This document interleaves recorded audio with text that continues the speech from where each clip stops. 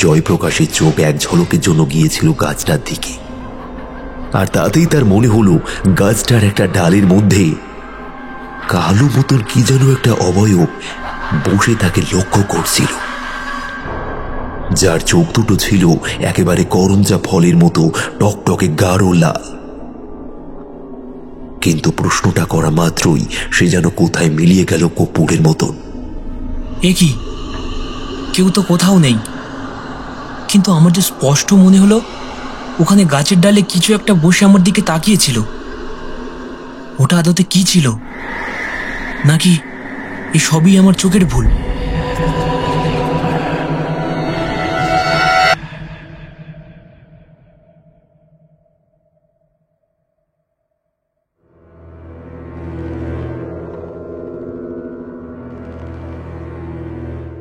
মাধবপুর গ্রামের নতুন পিয়ন হিসেবে কাজ পেয়েছে জয়প্রকাশ সান্যাল।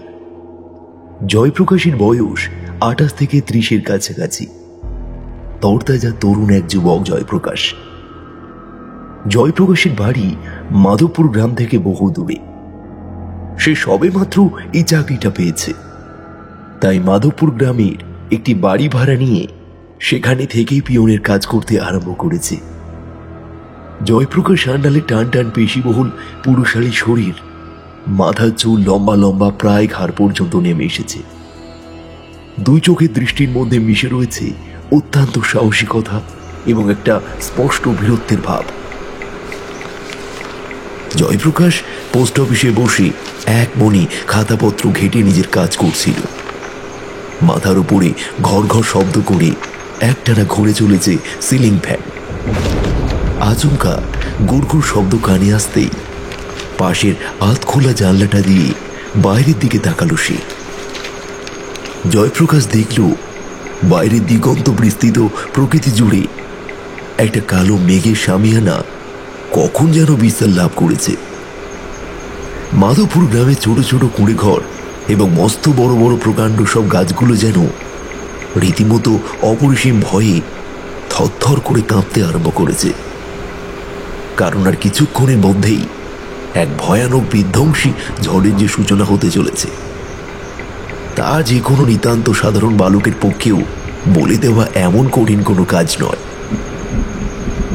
গোটা গগনবক্ষ পুরোপুরি কালো হয়ে গিয়েছে। মাঝে মধ্যেই লকলকে বিদ্যুতের চাবুক কড়কড় শব্দ করে নেমে আসছে নিচের দিকে। কালো আকাশের বুকে সাদা বকের দল উড়ে চলেছে চিৎকার করতে করতে যে যার নিজের বাসার প্রাণে। আকাশের অবস্থা দেখে জয়প্রকাশ বেশ খানিকটা চিন্তিত হয়ে পড়ল। নিজের মনেই সে বলে উঠল, এই রে, আকাশে যা মেঘ করেছে দেখছি, তাতে খানিকক্ষণের মধ্যেই যে ঝড় বৃষ্টি আরম্ভ হবে তা বিলক্ষণ বোঝা যাচ্ছে। একবার ঝড় বৃষ্টি আরম্ভ হলে কারেন্ট চলে যাবে, আর কারেন্ট চলে গেলে কাজগুলো করব কি করে? এখন তো হাতে বেশ অনেকগুলো কাজ বাকি রয়ে গিয়েছে, এই সব কিছু সারতে সারতেই রাত হয়ে যাবে। এ কি দাদা বাবু, তুমি এখনো বাড়ি যাওনি? খোলা দরজা দিয়ে অফিসের ভিতরে ঢুকে এলো পোস্ট অফিসের বহুদিনের বৃদ্ধ কর্মচারী রঘুনাথ। রঘুনাথের বয়স আনুমানিক 50-এর উপরে। মাথায় তার কাঁচা পাকা চুল, দু চোখের দৃষ্টি ঘোলাটে। ভদ্রলোকের পরনে সবসময় থাকে একখানি ঢোলা ঢালা পাঞ্জাবি আর পাজামা। রঘুনাথ হালদার মাধবপুরের পাশের গ্রামের মানুষ। দীর্ঘদিন ধরে সে এই অফিসে কাজ করছে। মাত্র 1 সপ্তাহ আগে পোস্ট অফিসে জয়েন করা জয়প্রকাশ সান্যালকে এই কদিনের মধ্যেই বড্ড আপন করে নিয়েছে লোকটা। রঘুনাথের কথা শুনে জয়প্রকাশ টেবিলে রাখা খোলা খাতাগুলির ওপর থেকে কয়েক সেকেন্ডের জন্য চোখ তুলে তার দিকে তাকিয়ে কিছুটা হেসে বলল, এত তাড়াতাড়ি বাড়ি যাব কি করে বলো দেখি রঘুনাথ দা? এখনো তো বেশ অনেকগুলো কাজ বাকি রয়ে গিয়েছে। হ্যাঁ, কাজ বাকি রয়ে গিয়েছে মানে?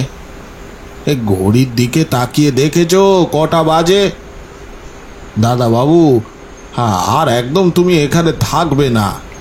ছুটির সময় হয়ে গিয়েছে বহুক্ষণ আগে। তুমি আজকের মতো কাজ থামাও, বাকি কাজ আবার সব না হয় কাল করবে। তাড়াতাড়ি বের হও, আমি দরজায় তালা দেব। রঘুনাথ দা, তুমি বুঝতে পারছো না, এই কাজগুলো ভীষণ জরুরি। এই সপ্তাহের মধ্যে না করতে পারলে বড়ই চাপ হয়ে যাবে যে। হ্যাঁ, বলি কি, এ সপ্তাহে এখনো তো অনেকগুলো দিন বাকি আছে। তুমি নির্দ্বিধায় নিশ্চিন্ত মনে কাজটা সামলে নিতে পারবে, তা আমি জানি। তবে আজ আর নয়, এমনিতেও কারেন্ট থাকবে না। জানোই তো, এখানে ঝড় জল ওঠার আগেই কারেন্ট চলে যায়, আর সারা রাত লোডশেডিং হয়ে থাকে। এখনই কারেন্ট চলে যাবে, তখন তুমি অন্ধকারে একলা বসে থেকে কি করবে বলো? আচ্ছা আচ্ছা দাদাবাবু, তোমাকে একটা কথা জিজ্ঞাসা করব, যদি কিছু মনে না করো।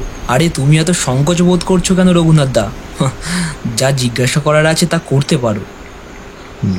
দাদাবাবু, দাদাবাবু, শুনলাম নাকি তুমি এই গ্রামে কোনো একটা বাড়ি ভাড়া নিয়ে থাকছো। এখানকার মতো পল্লী গ্রামে বাড়ি ভাড়া পাওয়া যায় বলে আমি অন্তত জানতাম না। তা তা কোথায় বাড়ি ভাড়া পেলে গো? তুমি এই মাধবপুরে থাকছো কোথায়? ওই যে মাধবপুরের একেবারে শেষ সীমান্তে যে বহু পুরাতন ভগ্নপ্রায় বাড়িটি রয়েছে, সেটাই আমি থাকার জন্য ভাড়া নিয়েছি এই গ্রামের মোড়ল বঙ্কিমবাবুর কাছ থেকে। যদিও খুব কম টাকায় তিনি ভাড়া নিচ্ছেন আমার থেকে।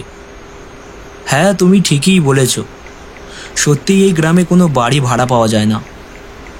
প্রত্যেকেরই ওই ছোট দুটি একটি করে বসবাসের ঘর। কেইবার তার মধ্যে থেকে আমায় বাড়ি ভাড়া দেবে বলো দেখি? তাই জন্যেই তো এই গ্রামের শেষ মাথায় থাকা ওই পরিত্যক্ত বাড়িটাই আমি ভাড়া নিয়েছি মোড়ল মশাইয়ের কাছ থেকে। কোনো রকমে বাগিয়ে গুছিয়ে বাস করতে আরম্ভ করেছি। বাড়িটা বেশ ভালোই। আমি একলা মানুষ, তাই আমার খুব একটা অসুবিধা হচ্ছে না ওখানে থাকতে। জয়প্রকাশের মুখ থেকে শেষের বলা কথাগুলো শুনে মুহূর্তের মধ্যে বৃদ্ধ রঘুনাথের চোখ মুখের অভিব্যক্তি পুরোপুরি বদলে গেল। তার মুখ হয়ে উঠল একেবারে রক্ত শূন্য ফ্যাকাশে। দুই চোখের মধ্যে যেন লকলকে বিষাক্ত কেউটে সাপের মতো খেলে গেল ভয় এবং আতঙ্কের জোয়ার। একটা শুকনো ঢোক গিলে বহু কষ্টের সাথে জড়ানো গলায় সে বলল, হ্যাঁ, সে কি দাদাবাবু, এত জায়গা থাকতে তুমি এই মাধবপুর গ্রামের ওই শেষ সীমান্তে থাকা পরিত্যক্ত বাড়িটাই ভাড়া নিলে? না না না, কাজটা একেবারেই ঠিক হয়নি দাদাবাবু। অবশ্য তোমাকেই বা দোষ দিই কি করে? তুমি তো এই গ্রামের মানুষ নও, এখানকার কোনো কিছুই তো তুমি জানো না। আমাদের এখানকার মোড়ল ওই বঙ্কিম বুড়ো মহা শয়তান। সে শুধুমাত্র ওই কয়েকটা টাকার লোভে ওই বাড়িটা তোমায় ভাড়া দিয়েছে। কিন্তু কিন্তু আমি তোমাকে বলবো দাদাবাবু, তুমি ওখানে থেকো না দাদাবাবু, তুমিও ওখানে থেকো না। ওই জায়গাটা একেবারে ভালো নয় দাদাবাবু, একেবারে ভালো নয়। রঘুনাথদার কথা শুনে একেবারে অবাক হয়ে গেল জয়প্রকাশ। সে বেশ বুঝতে পেরেছে বৃদ্ধ লোকটা কোনো একটা কারণে চরম ভয় পেয়েছে। সেই জন্যই তার গলার স্বর এইরকম ভাবে খাদে নেমে গিয়েছে এক ধাক্কায়। কিন্তু এই মাধবপুর গ্রামের শেষ সীমান্তে থাকা পরিত্যক্ত ওই বাড়িটার কথা বলতেই এরকম ভাবে রঘুনাথদা কেন প্রতিক্রিয়া করে উঠল, কিংবা তাকে কেনই বা ওখানে থাকতে নিষেধ করছে, তা কিছুতেই বোধগম্য হল না জয়প্রকাশের। জয়প্রকাশ রঘুনাথদার উদ্দেশ্যে প্রশ্ন করল, কেন রঘুনাথদা, তুমি ওই জায়গাটাই আমাকে থাকতে বারণ করছো কেন? আর তোমার চোখ মুখ এরকম থমথমে লাগছেই বা কেন? দেখো দাদাবাবু, দেখো, আমি তো এই গ্রামের মানুষ নই, তাই সঠিকভাবে বলতে পারবো না কোনো কিছু। তবে তবে এইটুকু বলতে পারি যে ওই জায়গাটা খুব একটা ভালো নয়, খুব একটা ভালো নয়। ওই জায়গাটাকে নিয়ে এখানকার প্রতিটা মানুষদের মনে অনেক রকমের সাংঘাতিক সব ভয় লুকিয়ে রয়েছে। সকলে বলে জায়গাটা নাকি একেবারে কুখ্যাত। ওই পরিত্যক্ত বাড়িটির সামনে যে বিশাল বড় আম গাছটা রয়েছে, ওই গাছটা একেবারে ভালো নয়, একেবারে ভালো নয়। আচ্ছা আচ্ছা দাদা বাবু, তুমি তুমি এই কয়েকদিনের মধ্যে কোনো কিছু লক্ষ্য করনি? কি লক্ষ্য করার কথা বলছো বলো দেখি রঘুনাথ দা। কই, আমি তো অস্বাভাবিক কোনো কিছুই লক্ষ্য করিনি, বা আমার নজরেও পড়েনি। হ্যাঁ হ্যাঁ দাদা বাবু, ছোট মুখে একটা বড় কথা বলছি, দয়া করে কিছু মনে করো না। তুমি তুমি ওই বাড়িটায় থেকো না দাদা বাবু, তুমি ওই বাড়িটায় থেকো না। ওই জায়গাটা একেবারে ভালো নয় গো, হ্যাঁ একেবারে ভালো নয়। অন্য কোথাও একটা থাকার ব্যবস্থা করতে পারো না? তুমি করো না। অন্য কোথায় আর থাকবো বলো দেখি?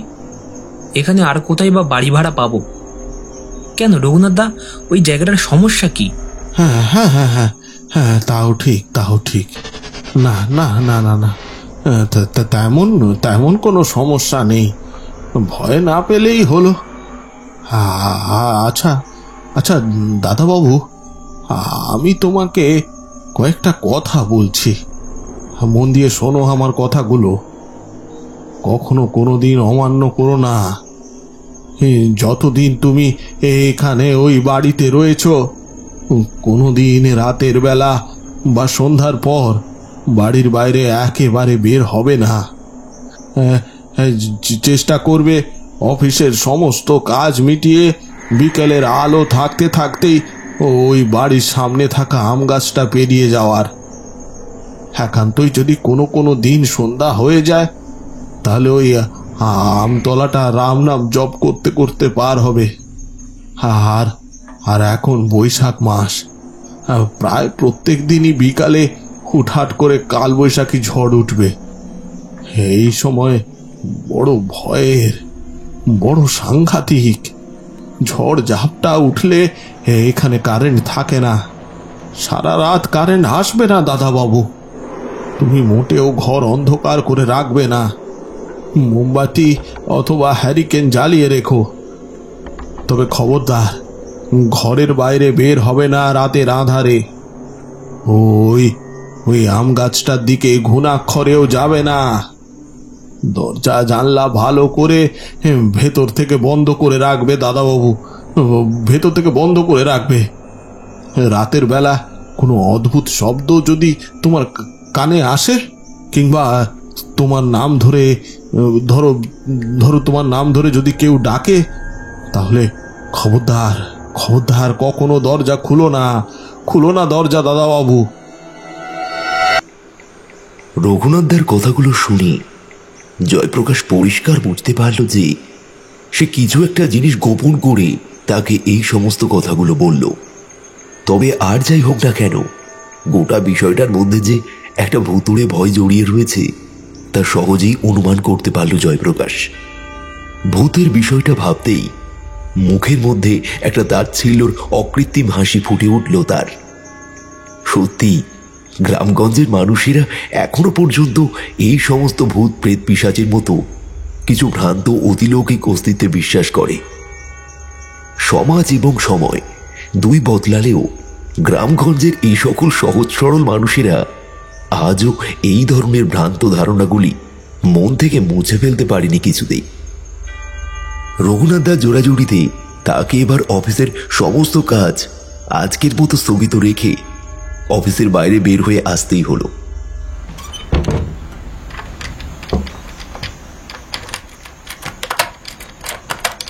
দরজা জানলা ভিতর থেকে বন্ধ করে দরজার পাল্লায় তালা ঝুলিয়ে রঘুনাথদা চলে গেল বাড়ির পথে।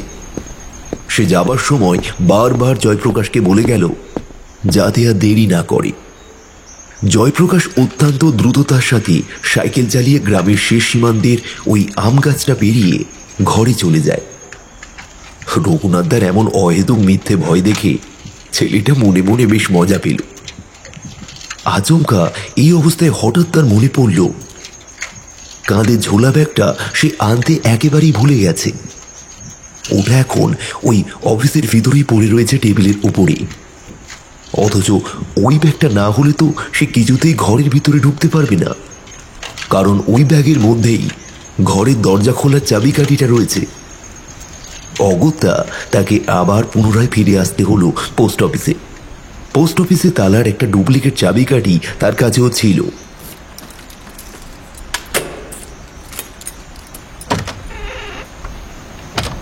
পোস্ট অফিসের দরজার চাবি খুলে ঘরের ভিতরে প্রবেশ করতেই কারেন্ট চলে গেল হঠাৎ করেই। হাতড়ে হাতড়ে ব্যাগটা হাত নিল জয়প্রকাশ। আর তখনই শোঁ শোঁ শব্দে শুরু হলো তুমুল ঝড়, আর তার সাথে প্রবল বৃষ্টিপাত। সর্বনাশ করেছে। এই যে দেখছি বাইরে মারাত্মক ঝড় বৃষ্টি আরম্ভ হয়ে গেল। তার মানে এখন আর বেরোতে পারবো না। এখানে এভাবেই আমাকে আটকে থাকতে হবে যতক্ষণ না এই প্রাকৃতিক দুর্যোগ কিছুটা হলেও কমছে। প্রথম দিকে তীব্র বেগে ঝোড়ো বাতাস বইতে আরম্ভ করলেও তার কিছুটা সময় পরেই শুরু হলো ঝমঝম করে বৃষ্টি। গোটা পৃথিবীটা যেন একেবারে ডুবে গেল নিকুশ কালো আলকাতরার সমুদ্রে। প্রকৃতির বুকে আর এতটুকু আলোর উৎস বলে কোনো কিছুই অবশিষ্ট রইল না। দৈত্যসম কালো কুৎসিত অন্ধকার চারপাশ থেকে গ্রাস করল সবকিছুকে। তীব্র ঝড়ে দাপটে লণ্ডভণ্ড হয়ে যেতে লাগলো চারপাশ। গ্রামের বিভিন্ন প্রান্তে থাকা উঁচু উঁচু বড় বড় নারকেল, তাল, সুপারি গাছের মাথাগুলো সাক্ষাৎ মাতালের মতন মাথা দোলাতে আরম্ভ করলো অনিয়ন্ত্রিতভাবে, যেন এখনই ওদের মাথাগুলো মট মট শব্দে একসাথে ভেঙে পড়বে মাটিতে। ঝড়ে তীব্র বাতাসের সাথে উঠতে আরম্ভ করলো শুকনো পাতা। খড়কুটো আর ধুলোবালি উড়েই চলল। কালবৈশাখী ঝড় যে এমন বিধ্বংসী আকার নিতে পারে তা সত্যিই হয়তো ধারণার বাইরের এক বিষয়। পোস্ট অফিসের ভিতরে চুপচাপ অন্ধকারের একটি চেয়ারের উপরে বসেছিল জয়প্রকাশ। একটানা প্রায় ঘন্টা তিনেক প্রাকৃতিক দুর্যোগ চলার পর যখন ঝড় বৃষ্টির মাত্রা কিছুটা হলেও কমল, তখন দেওয়াল ঘড়ির কাঁটা জানান দিচ্ছে রাত প্রায় 8:30টার কাছাকাছি। অফিসের দরজা খুলে বাইরে বেরিয়ে আসতেই জয়প্রকাশ দেখল বৃষ্টিটা এখন থেমেছে, তবে ঝোড়ো বাতাস কিছুটা রয়েছে। চারিদিক জুড়ে কেবলমাত্র ছড়িয়ে ছিটিয়ে পড়ে রয়েছে কালবৈশাখীর ঝড়ের মহাতাণ্ডব লীলার নিদর্শন। পথ ঘাট পুরোপুরি জল কাদায় পরিপূর্ণ হয়ে উঠেছে। চারিদিক ঘুটঘুটে জমাট বাঁধা অন্ধকার।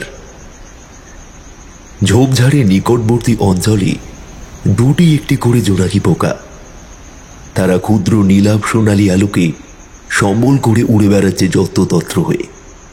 না, আর দেরি করা ঠিক হবে না। শরীরটা বড্ড ক্লান্ত লাগছে। এবার বেরিয়ে পড়তে হবে।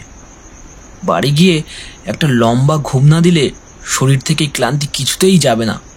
এই কথা বলে জয়প্রকাশ অফিসের দরজায় তালা ঝুলিয়ে অন্ধকারে সাইকেল নিয়ে বেরিয়ে পড়ল। জল জমা রাস্তার বুকে সজোরে প্যাডেল করতে আরম্ভ করল অত্যন্ত দ্রুততার সাথে। তবে তীব্র বাতাসের দাপটের কারণে বেশ পরিশ্রম করতে হলো ছেলেটাকে সাইকেল সামনের দিকে এগিয়ে নিয়ে যেতে। গোটা মাধবপুর গ্রাম ইতিমধ্যেই একেবারে নিস্তব্ধ হয়ে গিয়েছে। একটি ঘরের ভিতর থেকেও কোনো রকমের আওয়াজ ভেসে আসছে না বাইরে। পথে ঘাটে মানুষজন তো দূরের কথা, নিদেন পক্ষে একটা বেড়াল কুকুর পর্যন্ত দেখা পাওয়া যাচ্ছে না। এমন প্রাকৃতিক দুর্যোগে কেউ নিরাপদ আশ্রয়স্থল থেকে বের হয়নি। কেবলমাত্র রাস্তায় একলা সাইকেল চালিয়ে এগিয়ে চলেছে জয়প্রকাশ। আকাশের দিকে মুখ তুলে তাকিয়ে জয়প্রকাশ দেখল আকাশে আর মেঘের চিহ্ন মাত্র নেই। গোটা আকাশ জুড়ে বিক্ষিপ্তভাবে বেশ কিছু ছোট বড় নানান মাপের নক্ষত্র মুখ তুলে তাকিয়েছে শত আলোকবর্ষ দূর হতে। বৃদ্ধ রঘুনাথ হালদারের বলা কথাগুলো মনে পড়তেই হেসে উঠল ছেলেটা। জয়প্রকাশ সান্যাল এ যুগে শিক্ষিত ছেলে। সে আর যাই হোক না কেন, কখনোই এই সমস্ত ভূতপ্রেত মানে না। হ্যাঁ, ঈশ্বর দেবতার প্রতি তার অল্প বিস্তর ভক্তি শ্রদ্ধা থাকলেও ভূতপ্রেত দৈত্য দানবের প্রতি তার কোনোদিনও বিশ্বাস ছিল না। সেই রাতেই লা লা লা লা লা লা লা লা লা। নিজের মনে মনে গুনগুন করে গান গাইতে গাইতে বেশ জোরে সাইকেল চালিয়ে ছেলেটা এগিয়ে চলেছে অন্ধকার রাস্তা ধরে। কিন্তু একেবারে গ্রামের শেষ সীমান্তে ওই বিশাল বড় আম গাছটার সামনে এসে সে উপস্থিত হতেই ঝড়াম শব্দে সাইকেলের চেন পড়ে গেল।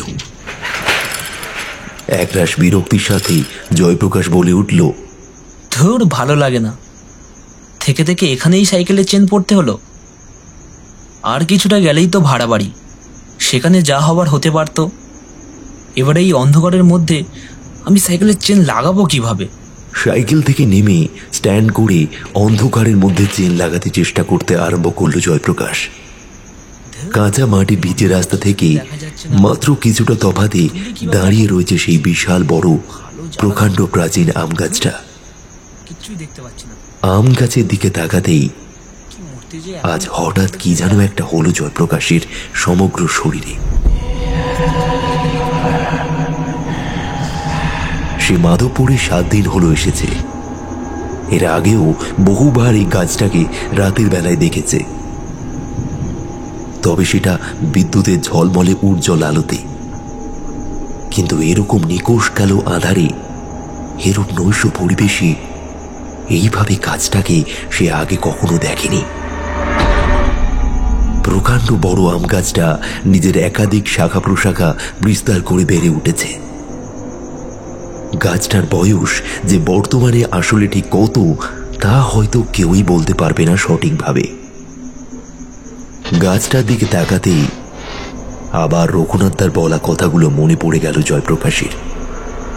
অত্যন্ত সাধারণ একটা গাছ যে কিভাবে মানুষের চরম ভয়ের কারণ হতে পারে তা তার বোধগম্য হল না। বৃদ্ধ রঘুনাথ হালদার বলছিল, এই গাছটাকে নাকি এই তল্লাটে সকলে ভীষণ রকমের ভয় পায়। তার কারণটা যে আসলে ঠিক কি তা জয়প্রকাশ জানে না। তার কারণটা জানার জন্য তার মনের মধ্যে বেশ খানিকটা কৌতূহলের সৃষ্টি হলো। কে কে ওখানে?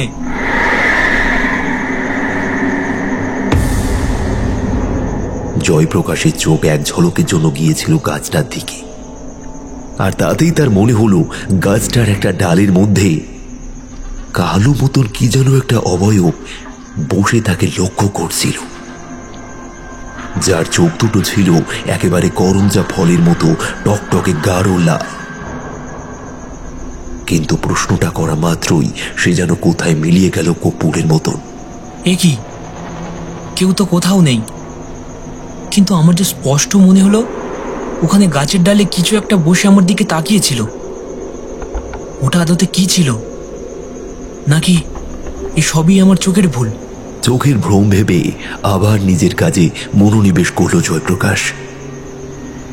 বৃষ্টির কারণে তীব্র ঠান্ডা শীতল বাতাস এলো পাথাড়িভাবে খেলে বেড়াচ্ছে। সে শীতল বাতাসের পরশে সর্বাঙ্গে কাঁটা দিয়ে উঠল। গোটা গায়ে যাবতীয় লোমকূপ একেবারে সজারুর কাঁটার মতো খাড়া হয়ে গেল এক নিমেষে। হঠাৎ করেই জয়প্রকাশের শরীরটা কেমন যেন ভার ভার লাগলো।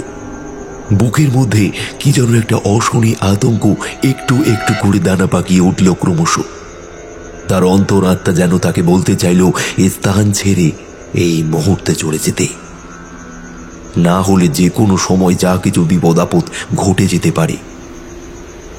অন্ধকারে হাতড়ে হাতড়ে বহু কষ্টে সাইকেলের চেন লাগিয়ে সবে মাত্র মুখ তুলে তাকিয়েছে ছেলেটা, আর তাতেই তার বুকটা ধরাস করে লাফিয়ে উঠল।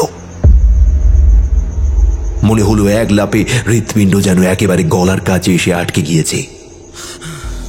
বুকটা রীতিমতো হাঁপুড়ের মতো ওঠানামা করছে। নিজের চোখ দুখানা ভালো করে 2-1 বার ডলে নিল জয়প্রকাশ। না না না না না, চোখের দেখায় তার সামান্যতম ভুল হচ্ছে না তো? বিশাল বড় আম গাছটার মধ্যে কোথায় থেকে যেন এসে উপস্থিত হয়েছে অসংখ্য অগণিত কালো কালো বিকৃত বিভৎস চেহারার অবয়ব। তাদের হাত, পা, নাক, মুখ, চোখ আলাদা করে কোনো কিছু বোঝা যায় না। রক্ত মাংসে গড়া জীবিত কোনো প্রাণীর গাত্রবর্ণ এরকম কালো কুচকুচে হতে পারে না। ওরা যেন রক্ত মাংসে গড়া কোনো প্রাণী নয়, সাক্ষাৎ নরকের দুর্গন্ধময় থকথকে পাক দিয়ে ওদের শরীরের অঙ্গ প্রত্যঙ্গ নির্মিত। বিশাল বড় আম গাছের বিভিন্ন ডালের মধ্যে অবস্থান করছে ওই কালো ছায়া মূর্তিগুলো। কেউ কেউ লম্বা লম্বা পা ঝুলিয়ে বসে আছে, তো কেউ আবার চামচিকির মতো সম্পূর্ণ উল্টো হয়ে ঝুলে আছে। তাদের দুই চোখের মণি টকটকে গাঢ় রক্তের লালের মতো। চোখের কালো অগ্নিকোটরের ভিতর থেকে একেবারে যেন ঠিকরে বেরিয়ে আসছে সেই লাল উজ্জ্বল আলোর জ্যোতি। জয়প্রকাশের অবস্থা ততক্ষণে যথেষ্ট শোচনীয় হয়ে উঠেছে। তার গলা পুরোপুরি শুকিয়ে কাঠ, হাত পা রীতিমতো থরথর করে কাঁপতে আরম্ভ করেছে। সে বুঝতে পারছে এখানে আর অল্প কিছুটা সময় দাঁড়িয়ে থাকলে বিলক্ষণ সে জ্ঞান হারাবে। কালো অবয়বগুলি প্রত্যেকে রক্তাক্ত দৃষ্টিতে হিংস্র মাংসাশী সাপুত প্রাণীর মতন তাকিয়ে আছে তারই প্রাণী। আর এক মুহূর্ত সময় ভাবনা চিন্তা না করে সাইকেল চেপে রীতিমতো সে দৌড় লাগালো ঊর্ধ্বশ্বাসে ভাড়া বাড়ির দিকে। জয়প্রকাশ স্পষ্ট শুনতে পেল পেছন থেকে ভেসে আসছে খিলখিলে বিকৃত পৈশাচিক অট্টহাসির আওয়াজ। কারা যেন খোনা খোনা গলায় সমবেতভাবে নিজেদের মধ্যে হাসাহাসি করছে মহানন্দে।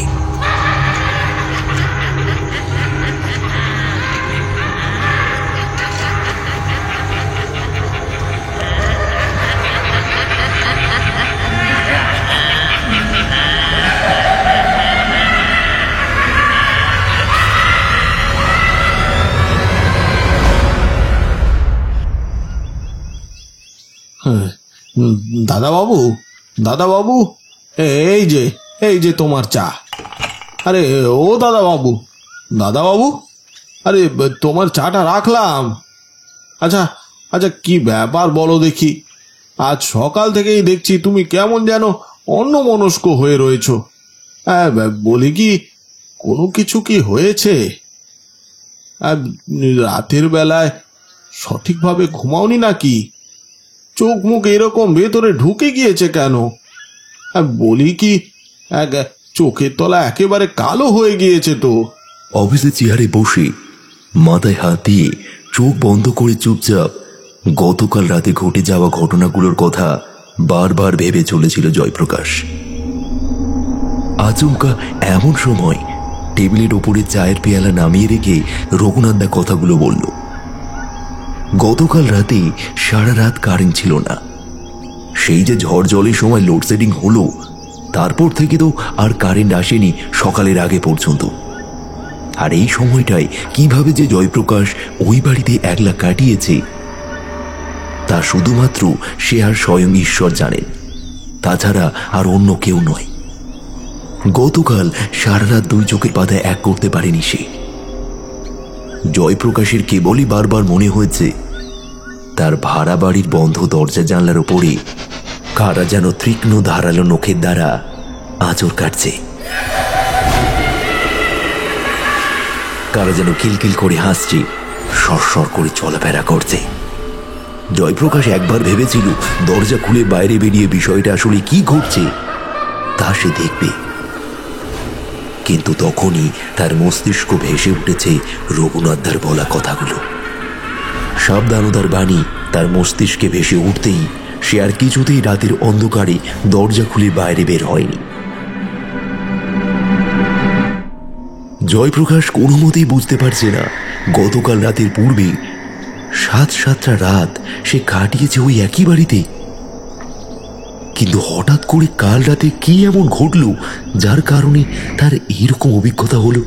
হ্যাঁ, ভাবনা চিন্তা করে একটাই পার্থক্য সে খুঁজে বের করতে পেরেছে, তা হলো রাতে কালবৈশাখী ঝড়ের পর কারেন্ট ছিল না, আর এই কারেন্ট না থাকাটাই হয়ে উঠেছে সাক্ষাৎ অভিশাপ। মাথার মধ্যে সবকিছু কেমন যেন তালগোল পাকিয়ে যাচ্ছে। কোনো রকমে মুখ তুলে তাকিয়ে সে রঘুনাথদার উদ্দেশ্যে বলল, রঘুনাথদা, আমার কিচ্ছু হয়নি, আমি একেবারে ঠিকঠাক রয়েছি। তুমি আমাকে নিয়ে দয়া করে চিন্তা করো না। চা এনেছ? কই দাও, মাথাটা ভীষণ রকমের ধরে আছে, চা খাই, তাতে যদি একটু আরাম পাই। হ্যাঁ হ্যাঁ, ঠিকঠাক বলছো তো দাদা বাবু, ঠিকঠাক বলছো তো? হ্যাঁ, তোমার কিছু হয়নি তো? আচ্ছা আচ্ছা, কাল রাতে বাড়ি যাবার সময় ওই আমতলায়।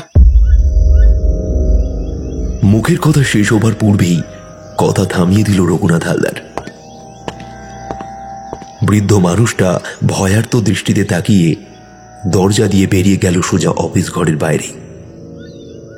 জয়প্রকাশ তার সামনে শক্ত থাকার চেষ্টা করল ঠিকই, কিন্তু সে যে ভিতর থেকে কতখানি ভেঙে পড়েছে, কতখানি ভয় পেয়েছে, তাও আর বোঝাতে চাইল না কিছুতেই। জয়প্রকাশের এতদিনের দৃঢ় বিশ্বাস, এতদিনের যুক্তিতক্ক কেবলমাত্র একটা রাতের ঘটা কিছু বিক্ষিপ্ত, অস্বাভাবিক, অপ্রত্যাশিত আদি ভৌতিক ঘটনা প্রত্যক্ষ করে। কিছুতেই এ কথা মেনে নিতে পারছিল না যে অতি লৌকিক জিনিস বলেও কিছু থাকতে পারে এই জগৎ সংসারে। তার মন বলছিল গতকাল রাতে যা ঘটেছিল তা সঠিক, একেবারে যাকে বলে দিনের আলোর মতো ধ্রুব সত্য। কিন্তু তার মস্তিষ্ক বলছিল সব ভুল, সব মিথ্যা, সব তার চোখের মনের ভুল। মন এবং মস্তিষ্কের মধ্যে রীতিমতন দ্বন্দ্ব আরম্ভ হল। কিন্তু জয়প্রকাশ জানি সবকিছুই আসলে বাস্তব। কাল রাতে সে এতটুকু ভুল দেখেনি বা শোনেনি। জানলার অপর প্রান্তের নখের ধারালো গভীর আঁচড়ের দাগগুলো এখনো রয়েছে। দিনের আলোতে সকালে কাজে আসার আগে তার নিজের চোখে দেখেছে জয়প্রকাশ। রঘুনাথদা, আমি বাড়ি যাচ্ছি, তুমি অফিসের দরজা ভালো করে তালা দিয়ে চলে যেও। আকাশে প্রচুর মেঘ করেছে, আজকেও মনে হচ্ছে ঝড় বৃষ্টি হবে। আর একবার কারেন্ট চলে গেলে কিংবা ঝড় বৃষ্টিতে আটকে পড়ে রাতের অন্ধকার হয়ে গেলে আমার বেশ অসুবিধা হবে ওই আমতলা পেরিয়ে ভাড়া বাড়িতে যাওয়া। জানোই তো, জায়গাটা একেবারে জনমানবহীন, গ্রামের শেষ সীমান্তে অবস্থিত। মুখের কথা এক প্রকার শেষ করি কোন রকমে সাইকেলে উঠে অত্যন্ত তাড়াহুড়োর সাথে প্যাডেল করে গ্রামের রাস্তা ধরে এগিয়ে গেল জয়প্রকাশ। বিষয়টা একেবারেই ভালো লাগলো না বৃদ্ধ রঘুনাথের। সে পরিষ্কার বুঝতে পেরেছে ছেলেটা কোনো একটা কারণে চরম ভয় পেয়ে রয়েছে। আজ সারাদিন যাবৎ সে লক্ষ্য করেছে ছেলেটাকে। জয়প্রকাশ আজ সারাদিন চুপচাপ কেবল মাথায় হাত দিয়ে বসেছিল, কোনো কাজই সঠিকভাবে করে উঠতে পারেনি। যেন তার মাথার উপর হাজারো দুশ্চিন্তার বোঝা চাপিয়ে দিয়েছে কেউ। তার চোখ মুখের মধ্যে একটা পরিষ্কার আতঙ্কের ছাপ বিদ্যমান ছিল, যেটা একেবারেই বৃদ্ধ রঘুনাথের নজর এড়িয়ে যায়নি। রঘুনাথ আকাশের দিকে তাকিয়ে দেখল, সত্যি গতকালের মতো আজকেও কাল বৈশাখীর মেঘ ঘনিয়ে উঠেছে। সমগ্র আকাশে পরতে পরতে প্রকৃতি পুরোপুরি থমথমে হয়ে গিয়েছে। আর কিছুক্ষণের ব্যবধানেই ভীষণ ঝড় উঠবে, আবারও লণ্ডভণ্ড হয়ে যাবে সবকিছু। গোটা মাধবপুর গ্রাম লোডশেডিং হবে, কালো কুৎসিত অন্ধকারের মহাসমুদ্রে তলিয়ে যাবে বিশ্ব চরাচর। পোস্ট অফিসের যাবতীয় দরজা জানলা ভালোভাবে বন্ধ করে দরজায় তালা ঝুলিয়ে বৃদ্ধ রঘুনাথ নিজের মনেই প্রশ্ন করে বলে উঠল, হ্যাঁ দাদা বাবু, এরকম তাড়াতাড়ি করে সাইকেল চালিয়ে বেরিয়ে পড়লো কেন? হ্যাঁ, লোডশেডিং হয়ে গেলে অন্ধকারে পথ চিনে যেতে অসুবিধা হবে নাকি ওই আমতলাটা অন্ধকারে বেরোতে চাইছে না? হ্যাঁ হ্যাঁ হ্যাঁ, তবে কি গতকাল রাতে অন্য কিছু ঘটেছে তার সাথে? সেও কি তাহলে প্রত্যক্ষ করলো? এই গ্রামের অনেক মানুষ যা সমস্ত কিছু প্রত্যক্ষ করেছে তা, হ্যাঁ?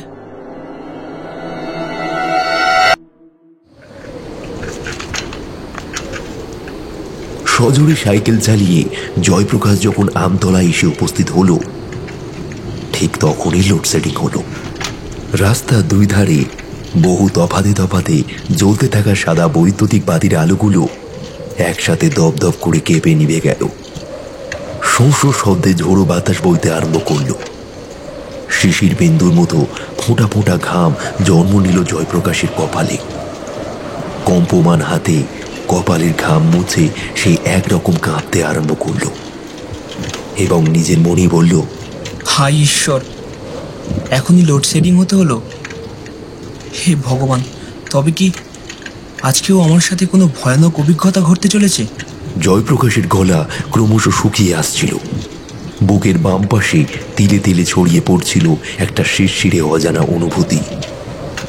বোধহয় এই অনুভূতিটার নামই ভয়, আতঙ্ক, শিহরণ। কাঁচা মাটির রাস্তা ধারে দাঁড়িয়ে রয়েছে সেই বিশাল বড় প্রকাণ্ড আম গাছটা। আম গাছটার ঝাঁকড়া মুখো মাথায় ঝোড়ো বাতাসের দাপট এলোমেলো ভাবে যেন বিলি কেটে দিচ্ছে। মুখে বিড়বিড় করে রাম নাম জপ করতে করতে জয়প্রকাশ সাইকেল চালাতেই যাচ্ছিল। ঠিক এমন সময় তার চোখের সামনে আমূল পরিবর্তন ঘটল, যা দেখে তার পায়ের তলার মাটি যেন একেবারে ভূমিকম্পের মতো দুলে উঠল। মাথার ওপরের আকাশ বুঝি ভেঙে পড়ল। আম গাছের অসংখ্য অগণিত ছোট বড় ডালের মধ্যে থেকে নেমে এসেছে বেশ কিছু মোটা মোটা দড়ি। হ্যাঁ, এমন নিকোষ কালো অন্ধকারের মধ্যেও পরিষ্কার দেখতে পাচ্ছে জয়প্রকাশ।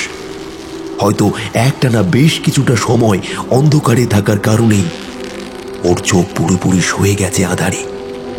সেই মোটা মোটা দড়ির অগ্রভাগে লাগানো ফাঁসির সাথে ঝুলে রয়েছে একটা করে শরীর।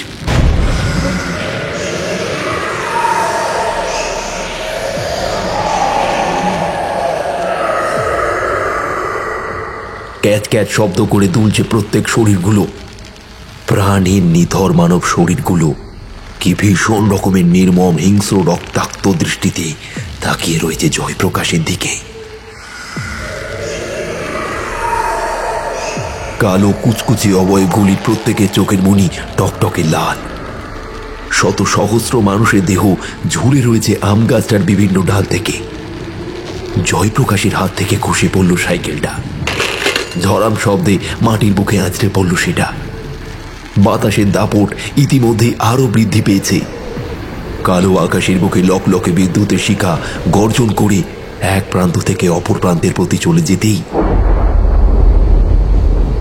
ঝলসে উঠল সাদা আলোর উজ্জ্বল জ্যোতি। সেকেন্ডের ভগ্নাংশের জন্য হলেও সে পরিষ্কার দেখল বিশাল বড় আম গাছটার মাথা থেকে কিলবিলে পোকার মতন কারা যেন নেমে আসছে বুকে ভর দিয়ে। ওরা প্রত্যেকে নিজেদের মধ্যে খিলখিল করে হাসছে।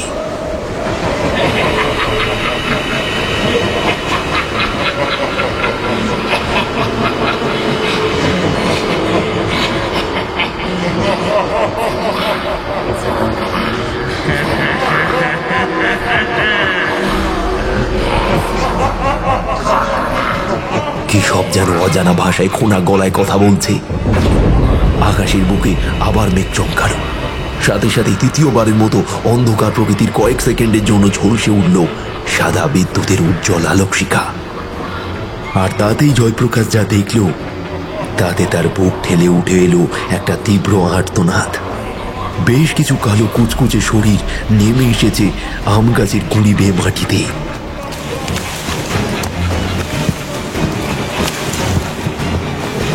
তাদের প্রত্যেকের চোখের দৃষ্টি লাল টকটকে। তারা ক্রমশ এগিয়ে আসছে তারই দিকে। ঘড়ির পেন্ডুলামের মতন ডাইনি বামে দুলতে থাকা ওই প্রতিটা লাশ এখন যেন জীবন্ত হয়ে উঠেছে। তারা বুঝি এবার নেমে এসে ঝাঁপিয়ে পড়বে সোজা জয়প্রকাশের শরীর লক্ষ্য করে।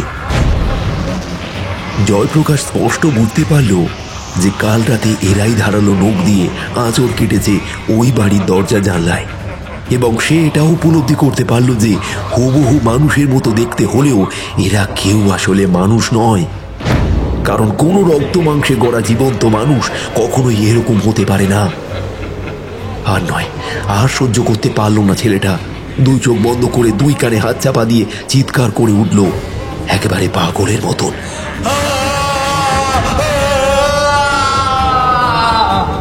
আর বিশেষ কিছুই ভাবতে পারল না জয়প্রকাশ।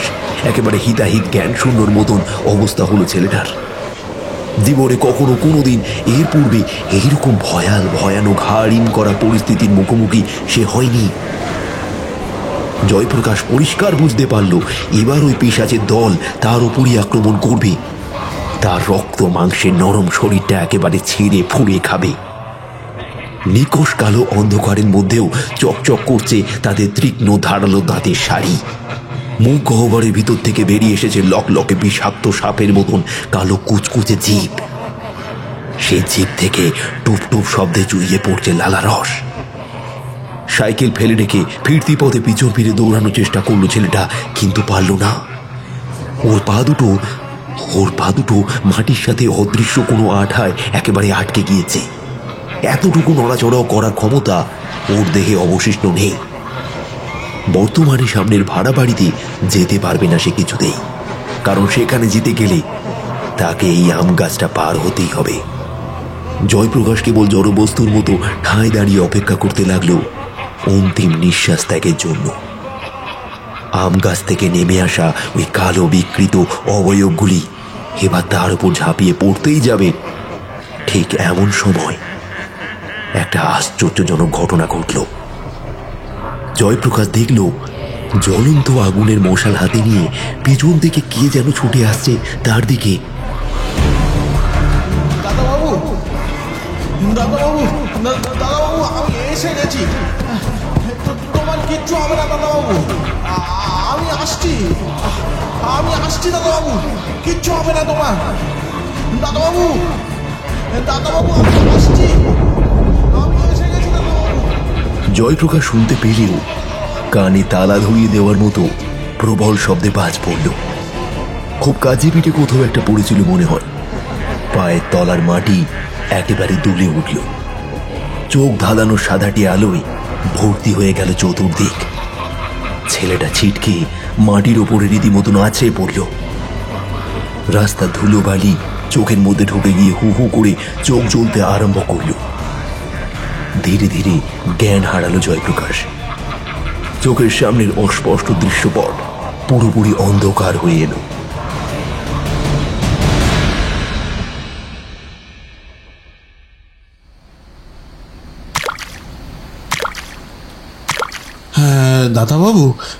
দাদাবাবু, তুমি এখনো সুস্থ আছো তুমি? চোখে মুখে ঠান্ডা জলে ছিটে লাগতেই ধীরে ধীরে জ্ঞান ফিরে এলো জয়প্রকাশের। কুনুয়ে ভর দিয়ে আধ শোয়া অবস্থায় উঠে বসল ছেলেটা। বিছানার মধ্যে উঠে বসতেই সে টের পেল তার মাথাটা ভীষণ রকমে ধরে আছে। গোটা শরীর জুড়ে কেমন যেন অসহ্য ব্যথা।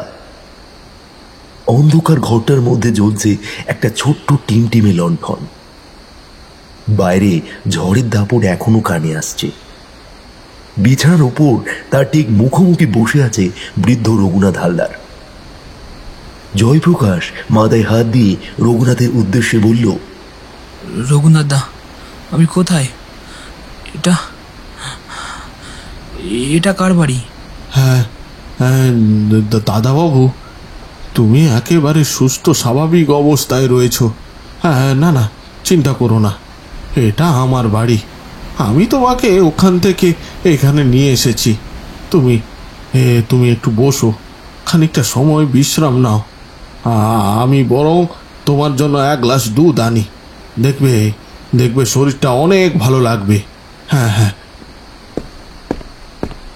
এই কথা বলে বৃদ্ধ রঘুনাথ বেরিয়ে গেল ঘরের বাইরে। আবছা আলো অন্ধকারে ডুবে থাকা সেই ঘরের বিছানায় একলা বসে রইল কেবল জয়প্রকাশ। তার মাথার মধ্যে এখনো সবকিছু কেমন যেন জট পাকিয়ে রয়েছে। অবশ্য বেশিক্ষণ তার ওইভাবে একলা বসে থাকতে হলো না। মাত্র স্বল্প কিছুটা সময়ের মধ্যেই হাতে গরম দুধের গ্লাস নিয়ে প্রবেশ করল রঘুনাথ হালদার।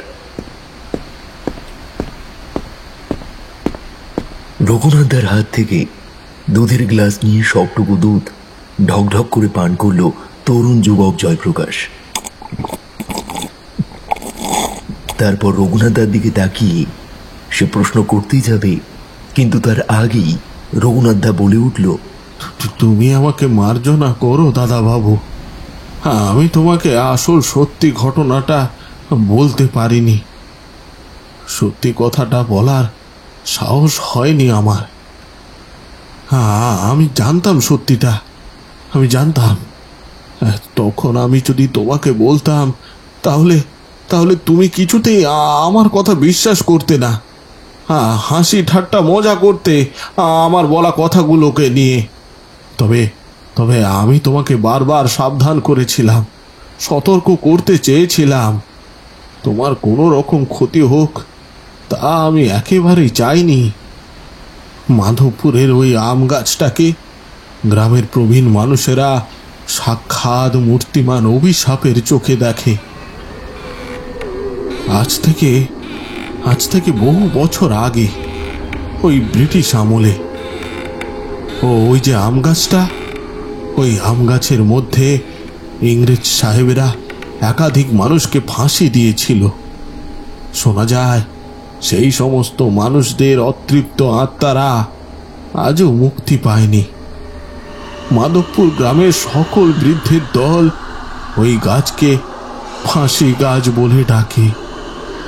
অনেকে মনে করে ওই গাছটা সাক্ষাৎ অশুভ অপশক্তির বাসস্থান। গভীর রাতের অন্ধকারে আজও নাকি ওই গাছের ডালে ডালে সেই সমস্ত ফাঁসি দেওয়া মৃতদেহগুলো ঝুলে থাকতে দেখা যায়। যে সকল ব্যক্তি একবার ওই গাছের তলায় গিয়ে উপস্থিত হয় ওই রাতের আধারে, তাদের মৃত্যু অনিবার্য। যদিও আমি নিজের চোখে কখনো কোনোদিন এরকম কিছু প্রত্যক্ষ করিনি দাদা বাবু, তবে ওই গ্রামের অধিকাংশ মানুষেরই এই একই মতামত যে আম গাছটি আসলে ভুতুড়ে। অতীত থেকে বর্তমান সময় পর্যন্ত এখনো অতৃপ্ত আত্মাদের বাসস্থান ওটি। মাধবপুর গ্রামের কোনো অভিভাবকেরাই তাদের বাড়ির বাচ্চা ছেলে মেয়েদের সন্ধ্যার পর ওদিকে যেতে দেয় না। আজ তোমাকে দেখে বিলক্ষণ বুঝতে পারছি, সত্যি সত্যি তারা এতদিন ধরে যা জানতো, যা বিশ্বাস করে এসেছিল, তার এক বর্ণ মিথ্যা ছিল না। আমি জানতাম দাদা বাবু, আমি যদি তোমাকে প্রথমেই এই সমস্ত ভূত প্রেতের বিষয় বলতাম তাহলে তুমি আমাকে নিয়ে দেদার হাসি ঠাট্টা করতে, এমনকি আমাকে পাগল ভাবতেও পারতে, কিংবা অশিক্ষিত মূর্খ মনে করতে। তাই জন্য খানিকটা সংকোচ বোধ থেকে এই সকল কথাগুলো আমি তোমাকে বলতে পারিনি। তবে বারবার করে সাবধান করে দিয়েছিলাম যাতে সন্ধ্যার সময় ওই দিক দিয়ে না পারাপার হও তুমি। আজ সকাল থেকে তোমাকে আমি লক্ষ্য করছিলাম, দেখলাম তুমি ভীষণ রকমের অন্যমনস্ক হয়ে রয়েছ এবং কি সব নিয়ে যেন গভীর দুশ্চিন্তা করছো। তখনই আমি দুয়ে দুয়ে চার করতে পারলাম, বুঝতে পারলাম কাল নির্ঘাত তুমি গভীর রাতে সাইকেল চালিয়ে ওই পথে বাড়ি ফিরেছ। আর তখন সম্ভবত লোডশেডিং ছিল। ভাগ্যিস আজ একেবারে সঠিক সময়ে ওখানে গিয়ে উপস্থিত হয়েছিলাম, না হলে না জানি কি বিপদটাই না ঘটে যেত। বৃদ্ধ রঘুনাথ হালদারের কথাগুলো শুনে জয়প্রকাশের মনে হলো নিজের গালে নিজেই যেন ঠাস ঠাস করে দুটো চড় মারে। সত্যিই তো, সে এই সমস্ত ভূত প্রেতের অস্তিত্ব একেবারেই বিশ্বাসী ছিল না। সে যখন বুঝতে পেরেছিল যে রঘুনাথদা তাকে এই সকল বিষয় নিয়ে সাবধান করছে, তখন সে মনে মনে তাচ্ছিল্য করেছিল। জয়প্রকাশ মনে প্রাণে বিশ্বাস করত যে অতি লৌকিক জিনিস বলে আদতে কিছুই নেই, কিন্তু তার এই সকল ধ্যান ধারণা যে কতখানি ভুল ছিল তা তার থেকে ভালো আর কেউ জানে না। জয়প্রকাশ এটাও বুঝতে পারল যে ওই প্রকাণ্ড আম গাছ থেকে নেমে আসা দড়িতে ঝুলতে থাকা ঝুলন্ত দেহগুলো আসলে ছিল সেই ব্রিটিশ যুগের নিরীহ নিরপরাধ মানুষগুলির, যাদের ইংরেজ সাহেবেরা ফাঁসি দিয়েছিল, কিন্তু তাদের আত্মারা আজও মুক্তি পায়নি, বিদেহী অতৃপ্ত অবস্থায় থেকে গিয়েছে। জয়প্রকাশ একটা শুকনো ঢোক গিলে বলল, তার মানে যে ব্যক্তি জ্বলন্ত মশাল হাতে দৌড়ে আসছিল সে তুমি ছিলে? হ্যাঁ গো দাদা বাবু, আমি জানতাম যে আজ রাতেও ঝড় বৃষ্টির কারণে লোডশেডিং হবে, আর তুমি বাড়ি ফেরার পথে এরকমই কোনো একটা ঘটনার মুখোমুখি হবে। তোমার যাতে না কোনো বিপদ আপদ হয় সেই জন্যই আমি ওখানে অপেক্ষা করছিলাম।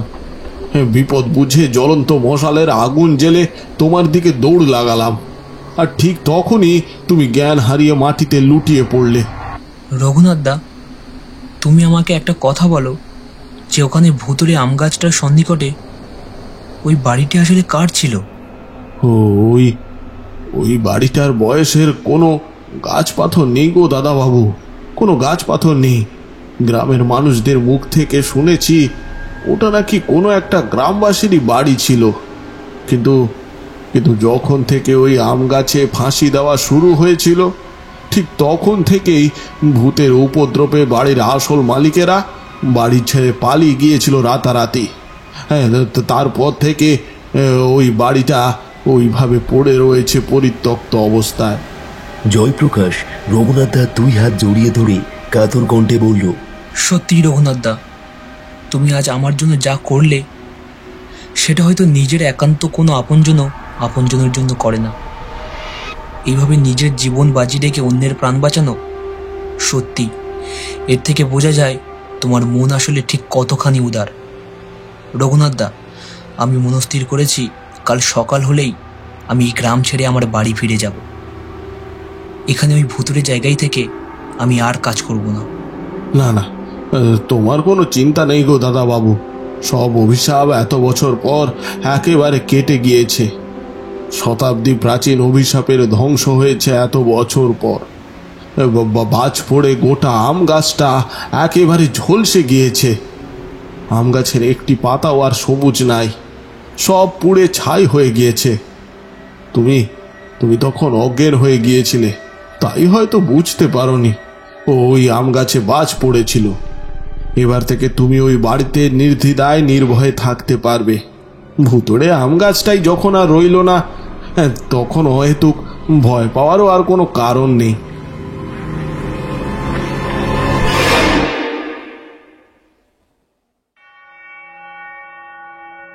শুনছিলেন আজকের গল্প সুরজিৎ ঘোষের কলমে মাধবপুরে কাল বৈশাখী।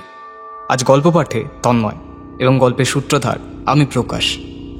বিভিন্ন চরিত্রে ছিল গোড়া ও দেবা, স্ক্রিপ্টিংয়ে মৌমিতা সাহা। আর হ্যাঁ, গল্পটি কেমন লাগলো তা কমেন্ট করে নিশ্চয়ই জানাবেন। ভালো লাগলে একটা লাইক করে দেবেন এবং আরও নতুন নতুন নানান ধরনের গল্প শুনতে চাইলে আমাদের চ্যানেলটিকে সাবস্ক্রাইব করে বেল বাটনটি অলে সেট করে নেবেন। ভালো থাকবেন, ধন্যবাদ।